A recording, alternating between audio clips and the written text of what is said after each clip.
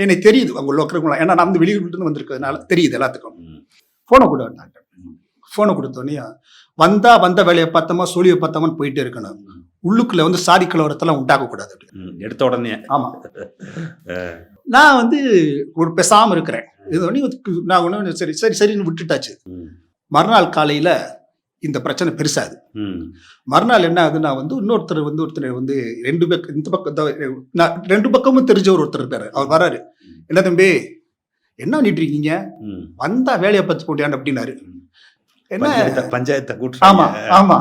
ஒரு ஒண்ணு என்ன நினைச்சு ஒண்ணும் இல்லையா, நான் வந்து டெக்ஸ்ட் தானே பண்ணானே. எப்பா மரியாதை இல்லாம இப்படி டெக்ஸ்ட் பண்ணலாமா அப்படின்னாரு.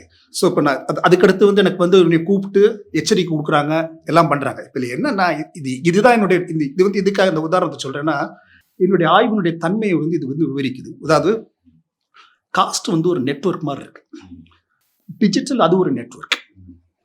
இந்த மொபைல் ஃபோனில் வந்து நீங்கள் வந்து அந்த செய்தி அனுப்புகிறப்ப அவனுக்கு என்ன ஆகுதுன்னா, அந்த முதலாளிக்கு இப்போ வழக்கமாக நீங்கள் வந்து நேரில் போனால் என்ன செய்யணும், தலையை சுரியணும்.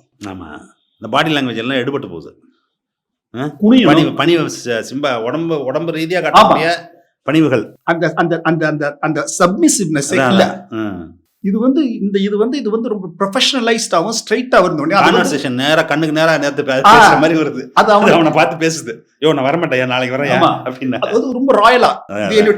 அதுதான் டெர்ம்ஸ் தானே. ஆமா, என்ன டெக்ஸ்ட் எப்படி பாக்குறீங்கன்னு வச்சுங்க.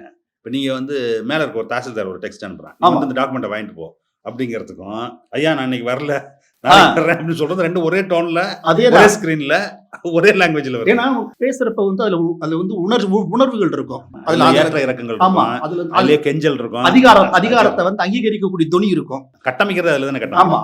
ஆனா இது வந்து எப்படின்னா, இது வந்து ரெண்டாவது என்ன, எலக்ட்ரானிக்கலி பிரிண்டட் லெட்டர்ஸ், உணர்ச்சியே இல்லாதது, ஸ்ட்ரைட்டா இருக்கு, என்ஜினியர்டு இல்லையா.